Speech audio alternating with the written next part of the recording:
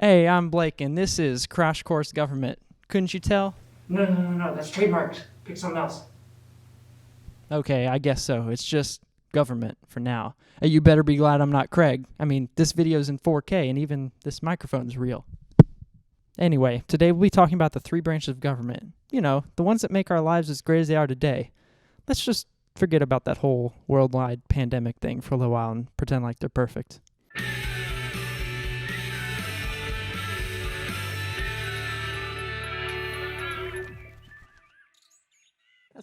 Okay, first thing on the agenda for this 10-minute video is to explain how the branches even work together. So we've got the legislative, executive, and judicial branch. So how do they work? Get ready, there's going to be a lot of rhetorical questions here. Logically, the first link in this master chain of the branches of government is the legislative branch. So for the first time in anything even remotely related to Crash Course, I have guests in this episode. So here's our legislative branch expert, Peyton, to tell you about how it all really works. Hi everyone, my name is Peyton and I'm the legislative branch expert. The legislative branch mainly makes laws, declares war with the help of the executive branch. They regulate interstate and foreign commerce, and they control taxing and spending policies. The United States has a bicameral legislature, meaning it consists of two chambers, the Senate and the House of Representatives. Members of both houses are elected by the citizens. The Senate has 100 members. Regardless of the state's size, each state has 2 senators. Now, this is very beneficial to all states that are small in size and population. Each senator serves 6-year terms, and they can have an unlimited amount of terms. Senators must be at least 30 years old. They have to have been a citizen for at least 9 years, and they must also live in the state they represent.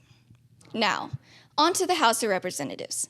The House is known to be the chamber that is closest to the people, and it has 435 representatives. The number of representatives is determined by the state's population. Now, each representative, they serve a 2-year term, but like the Senate, they can have an unlimited amount of terms. They must be at least 25 years old, they have to be a citizen for at least 7 years, and they must also live in the state they represent. Yes.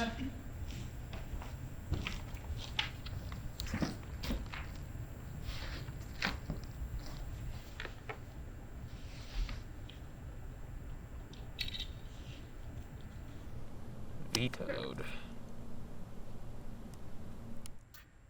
I do declare this law vetoed. Get out. You do all the bill that I rejected last week? Oh yeah. Goal. Yeah, let's go.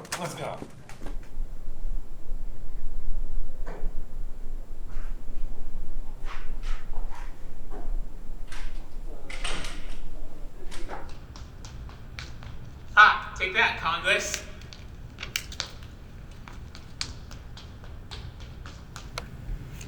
So the president vetoed the bill. Well, just because the president vetoes a bill does not mean it can't ever be passed. The government has something called checks and balances, which ensures that each branch of the government does not have a lot of power.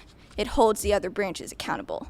Now, the legislative branch, their checks and balances ensures that if the president vetoes a bill, if 2/3 of Congress has a majority vote, then the bill can be passed.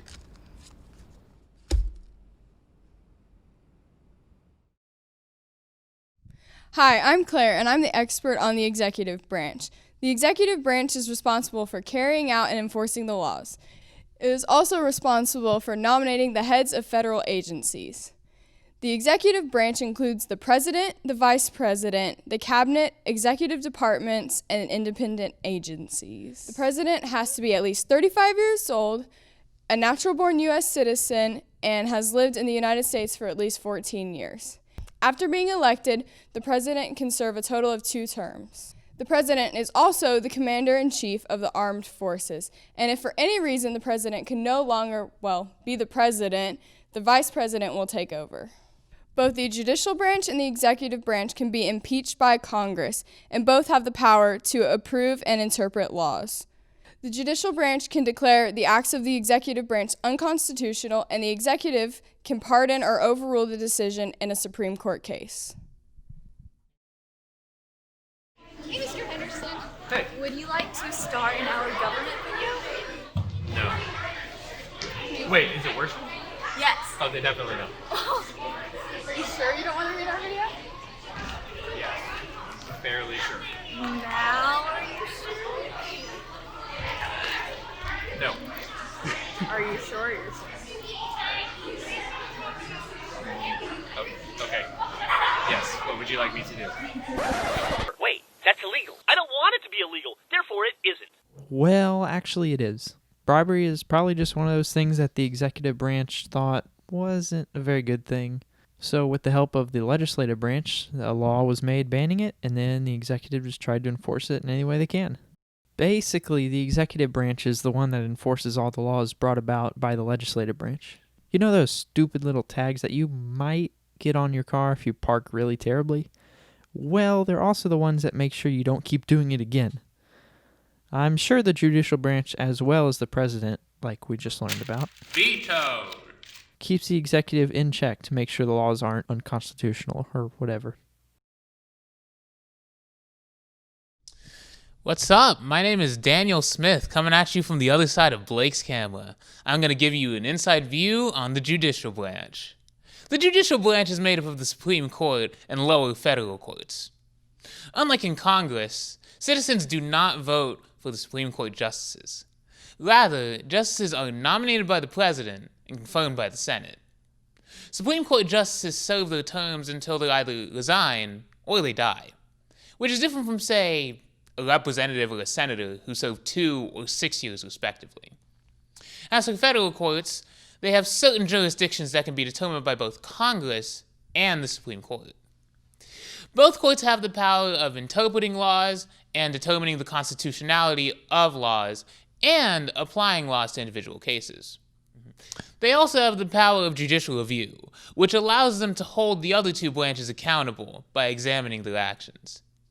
The people who have this power are known as judges. Pretty obvious. Judges have many roles, but a few important ones include hearing the allegations of both prosecuting and defending parties, informing defendants of their rights, determining the innocence or guilt of a criminal defendant, and imposing sentences on defendants found guilty in criminal court. Ooh. Take that, Mr. President.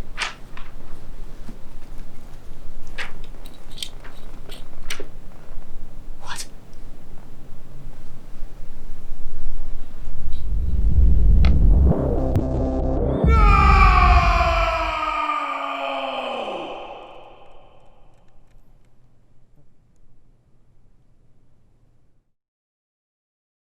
This episode of Not Crash Course was brought to you by us. Oh yeah, and the team here at Sugar Creek for the green screen set. Also, thanks to Mr. Henderson and the other administrators that made this possible. Thanks to you for watching, and now, enjoy these outtakes. Now, Mr. President. That wasn't very good, but here you go. Not staying.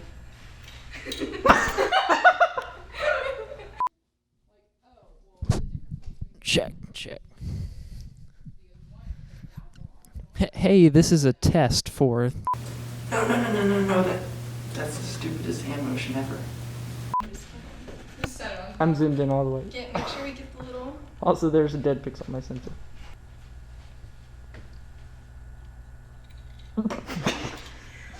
How's it look? Terrible? Yeah, I thought so. What is that terrible noise? Shut up. Oh, my eyes! Okay, first thing on the agenda for this 10-minute video is to... I kept looking at that stupid thing. So logically, the first link in this master chain of both something laws. Rolling. Get out of here. Get out. You two other bill that I got rejected last week. And rolling.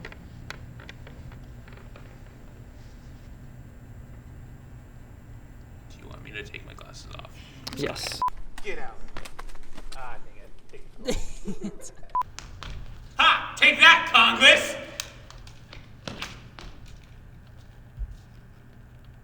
Well, you're supposed to walk out of frame immediately, so we have to do that again. I think that's it.